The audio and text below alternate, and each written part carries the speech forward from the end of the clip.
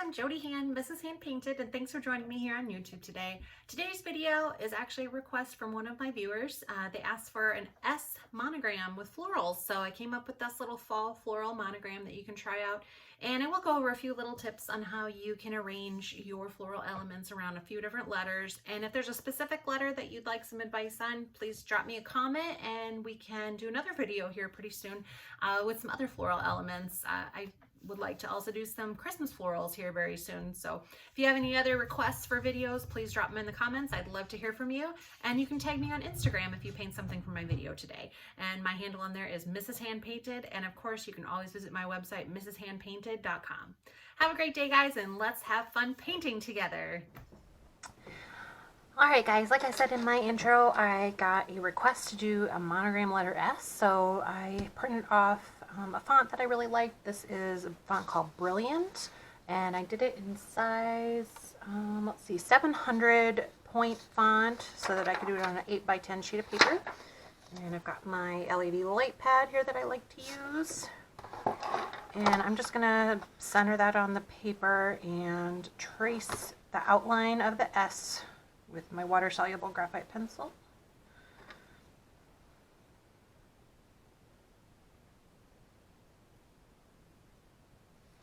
And I would just do whatever font you like. If you want to do a more classic style with a serif font, then this is just a fun way. Or if you want to make your own up for your monogram letter, I kind of clicked through the fonts and saw which one I really liked, and this is what I ended up with. I'm just trying to go pretty lightly here because I'm going to do flowers over the top of it.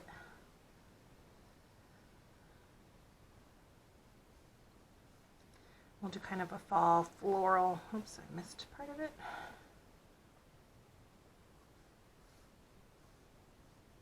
There we go. And I know that's really hard to see on there, but I have that really faint in there in pencil. Alright, I'm going to be using my two favorite brushes right now. This is the Princeton Neptune Round 8 and a Princeton Neptune Round 4. And if I pick up any other brushes along the way, I'll let you know as we go. So I want to do kind of maybe like a little bunch of flowers here. Maybe I'll have it kind of trail up with some little sprigs of something that come up along the S. One thing I like to do when doing monograms here, we'll do a little sketch really quick. So maybe I'll do some kind of flowers around here, and then we can have something that comes up, maybe like the little cattails or something we could do, and then the little wheat sprigs, make it really fall. When you're doing your letters, I like to just kind of pick one focal area and do the cluster of florals in that area, and then use the shape of the letter. Here we're going to use this curve of the S to kind of guide where you place your other elements. So like in this case, I have an S. I'm just going to follow along the center and just maybe go the opposite diagonal of the way the S goes. So end up with kind of just a nice little flow of the I. And then we can, after we do our letter or do our floral elements, we'll color in with whatever we decide to do for the letter itself. So I'm not sure what color I'll do it yet. We'll see what it end up with. Let me think here. I'll kind of give you a couple suggestions on some other letters here really quick. Maybe an M, because there's multiple areas you could do the floral areas. So you could go along here and then go up and just do one side. You could go in the middle and do your floral elements here, but it might actually cut off the M. You could pick a corner up here and do down on the side as well. Kind of do two little bunches, maybe a bigger bunch and a little one. If you're doing something like a J, J is my name, so I like to do it maybe down here and then go up in the middle. Or you could, if you don't have the top on the J, you can just do that and then have it come up. L is another common letter. You could do it along the middle here and then have it come up, or you could have come this way and then do a little sprig that maybe comes around the corner. And let's see, what are some other maybe letters you could do? I'm just trying to think here what other letters. H, Maybe do along one side here, and you could do a little bunch this way and this way. Or you could go just on one corner and go up. I don't know. Just kind of play around, and if you're not really sure where you want to place things, maybe just draw the letter out and just do some really quick sketching on maybe where you want to place your elements, just so you can get an idea of what is going to look best. So it's really going to be dependent on the letter that you do. You just want to kind of get a nice balance here. All right, I've got my letter S, and I'm just going to keep an eraser handy in case I need to erase some of that pencil more away. I'm going to use, this is, I forgot to mention when I was tracing, this is Fluid 100 watercolor paper, size 8x10. It's the cold pressed. And I'm going to use my Princeton Neptune round 8 and my round 4. And I got my Daniel Smith watercolor paints here and a couple palette trays. And I'm going to go ahead and start by making some kind of black-eyed Susan type sunflowery flowers. I'm going to take my round size 8 and I'm going to get some dark brown like a Sepia. You could do burnt umber as well.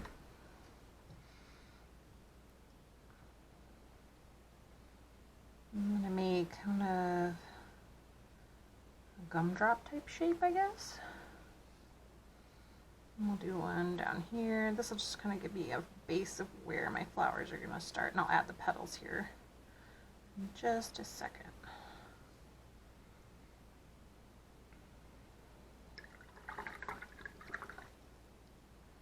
Alright, the color I'm going to use for my Black-Eyed Susan, I like to use this Quinacridone Deep Gold, but I know a lot of people don't have that color, so if you want to get a similar color, you can use a deep yellow. Like here I have this Hansa Yellow Deep, and I can mix that with a little bit of burnt sienna, and I have this burnt sienna light, and you can mix that together and you can get a really nice golden, almost orange yellow, so that's a pretty color to try to make these with. And coming out from that center, I'm just going to sweep away from my middle of my flower and kind of just curve it as you go. And if you need to turn your paper as you go, that's fine. And if you get a little bit of brown bleeding in, that's okay too. If you don't want that, I would wait for it to completely dry. So as you get around to the back side of the flower, just make some teeny little petals, because we're looking at it more from the side, or not straight off on the top, where you would see all the petals coming out in a circle, so we're looking at a side view of it more. And go ahead and just finish the other one the same way. And as I sweep away, I add more pressure to my brush, and then I lift to give a lighter pressure, and then I can get those points on my petals. So something to try out. If you want to round them back out, I can just go back over that a little bit. Alright, so now I've got those kind of flowers in there. I'm going to add some peachy flowers, so I'm going to take some Quinacridone Rose, kind of a cool red, more the magenta color, and I can mix some lemon yellow with that, and I can get a really pretty orangey coral color. And some of my videos you've seen me make these kind of flowers bunch, just kind of make an oval shape or a teardrop, and then around that kind of layer out your petals from there and make C-shaped strokes that come out from the center, and just kind of fill it in, get kind of a generic-y flower, almost like a peony. And if you want to do more buds, you can just do the oval, kind of an incomplete oval, and just make them a little smaller here. I'll just do a couple little bits like this. Maybe it'll be a little sprig of that comes up.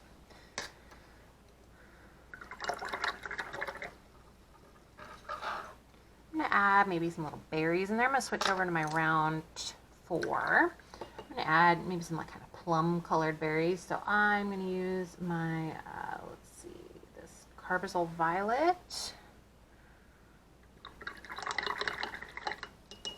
And let's see, I'm going to add this deep Scarlet to it. So if you mix that red, there I can get a really plum colored purple. Any kind of deep red would give you that same kind of effect. It just depends on how much you have to add. So I ended up with a really plum colored purple here. I'm going to add a few little berries here. Maybe they'd be like little currant berries, or I don't know. I'm not going for realism here, just pretty. Just some pretty flowers. So I'm just going to make a little bunch of berries here.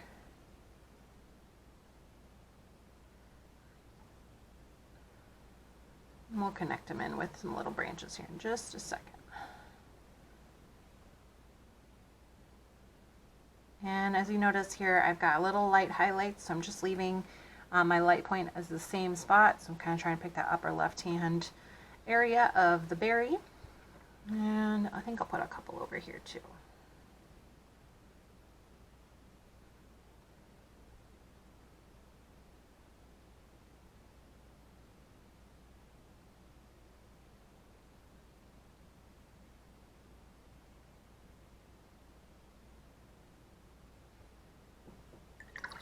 Alright, now to kind of elongate that out, I want to do some cattails. So I'm going to take some burnt umber. I'm going to make that long oval. I'm going to follow along the curve of my S. So I'm just going to make that really long, skinny oval shape. And then to give that a little more dimension, I'm going to take some of that sepia and just kind of go along one edge of it here and just push that color around. And then I'll use that same sepia just to give my tip of that, and then have this come down, and I'm following along the edge of my S. You can have a little piece connected in there too. It goes through that flower. I'm going to add another one here. Maybe a little bit lower, maybe a little smaller.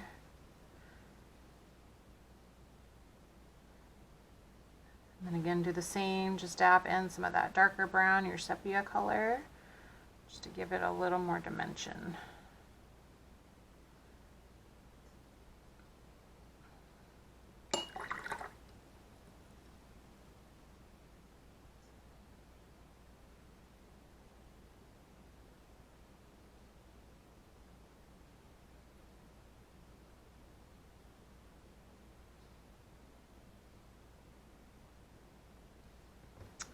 Alright, and I want to do like maybe some kind of grassy pieces that are coming up that'd be really fall colors. Maybe I'll do some yellow ochre. And I'm just going to get that out onto my palette with my bigger round 8. And then I'll switch over to my round 4 here. And this would be a good time to use a dagger striper as well, but I've already got my 4 out and I'm only going to make a few sprigs, so this will work just fine. If I just use light pressure, I can get some nice little sprigs.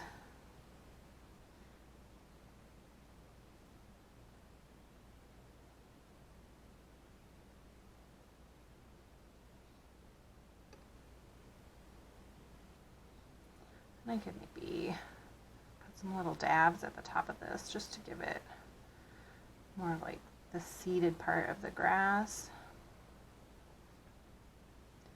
When it gets the seeds going on it, I'm just kind of adding some fluff to it, I guess. So just some little dabs with my brush just to make that look like it's going to seed.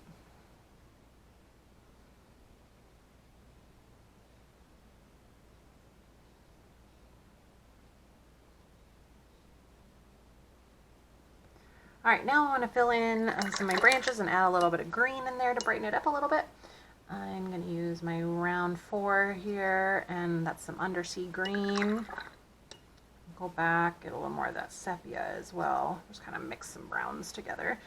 And I'm going to, let's see, we're going to add undo the brown for my berry branches here. I'm just trying to do some real thin lines just to connect these berries up together. Just have them come out from behind my flowers. You can add some little crooked branch pieces in there too that don't have berries on them.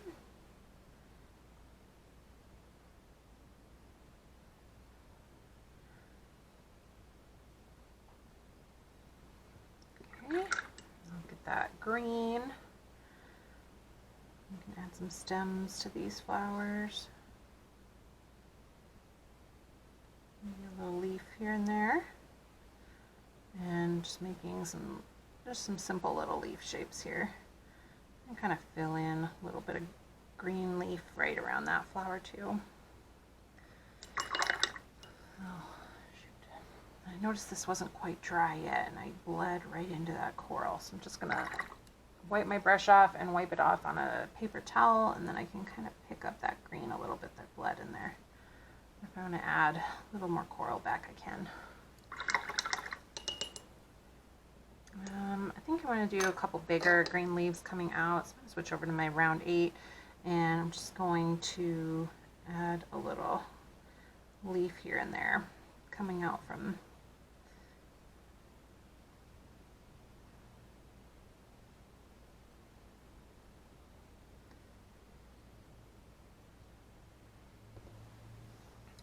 right. I'm going to dry this really quickly so that I can go back and fill in the letter now behind it. Alright, so I think I would like to use this purple again for the letter. I have a little bit of it and it's such a pretty plum color that I really would like to use that. I think black would look really good, or if you wanted to get out some metallic watercolors and do gold, that would also be a really nice complement to these colors, but just choose whatever color you like. If you didn't do as much of a certain color and you only have a small amount, you want to bring that color back in. I feel like I have a lot of yellow and brown in here, and that purple will be a nice kind of complement to that. So I am actually just going to mix up some more of this.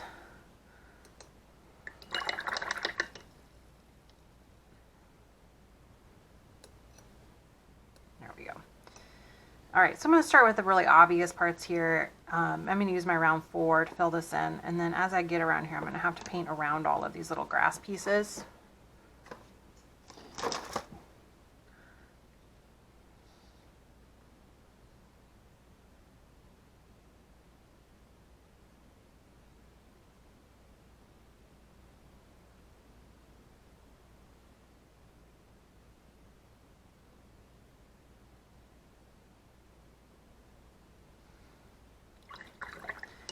And one of the tips I recommend if you're having trouble keeping your paint from making streaks is just to take a clean water first and then fill it in that way so that you don't end up with streaks or areas that are uneven if you really are a stickler.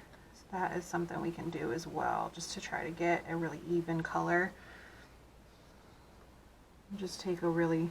You don't need to completely rinse your brush every time, just getting it as wet as possible so that you can blend it. And then you can always add more layers of pigment in there.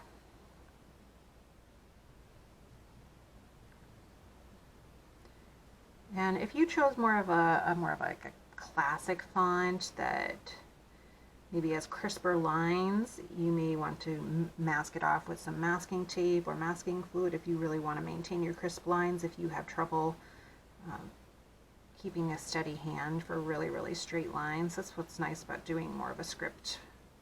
Like with more curves, it's a little more forgiving, because you can just widen out your curve if you have it a little wobbly. All right, like I said, I'm going to come back to do this little section from behind. I'm going to start up here, and then I'll take my time and do this more complicated part in the middle. I'm actually going to flip my paper around here so I don't smudge that up there.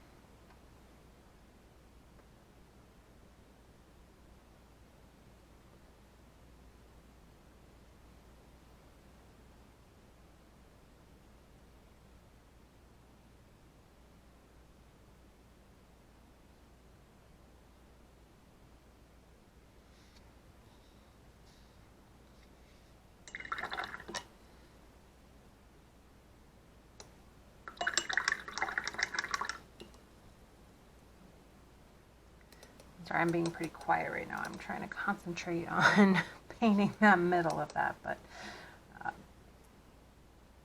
if you have trouble going in between all of these things and painting around them, you can try smaller brushes to go around, or thinking ahead and not placing so much stuff over the middle is also a good planning technique here. I've got much darker here than I intended.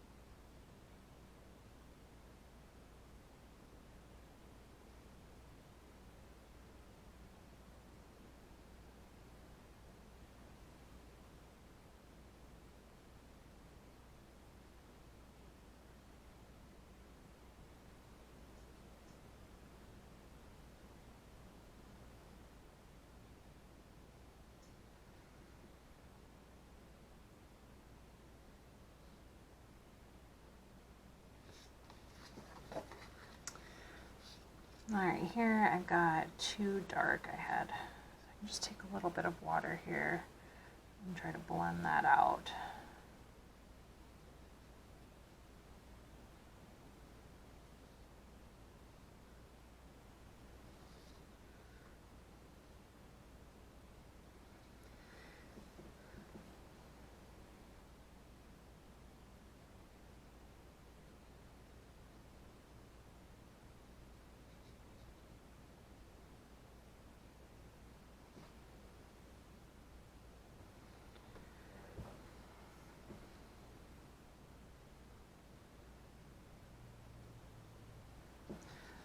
Alright, I think that turned out really, really pretty. It's a little bit different. I'm kind of realizing hindsight I should have maybe done a little bit lighter of a purple here so I don't lose the cattail so much, or maybe just do the cattail in a little bit lighter brown so it stands out more. But otherwise, I'm really, really happy with how this turned out. It's really pretty. And if you made a monogram with one of your favorite letters, or the letter of your name or a loved one, and you want to share it with me, go ahead and tag me on Instagram. You can tag me Mrs. Hand Painted. I'd love to see your artwork. Thanks for painting along with me.